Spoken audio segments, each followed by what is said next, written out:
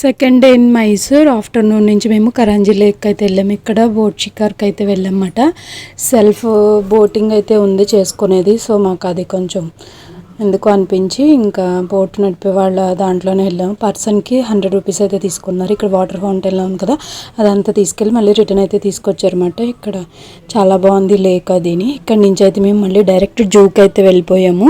జూలో పెద్ద వీడియోస్ అయితే తీయలేదు, ఎలాగో హైదరాబాద్లో జూలో అన్నీ ఉన్నవే. కాకపోతే ఇక్కడ స్పెషల్గా ఏంటంటే జీబ్రాలు అలాగే గొరిల్లాలు అవి అయితే ఉన్నాయి. అవి కొంచెం అయితే క్లిప్పింగ్ అయితే తీసుకున్నాం. ఇక్కడి నుంచి మళ్ళీ మేము డైరెక్ట్ మైసూర్ అంటే స్పెషల్ ఏముంది, మైసూర్ పాక్ కదా, చిన్న షాప్ ఉంది గురు షాప్ అని, చిక్కగడియారం సెంటర్ దగ్గర నుంచి లోపలికి అయితే వెళ్ళాలన్నమాట.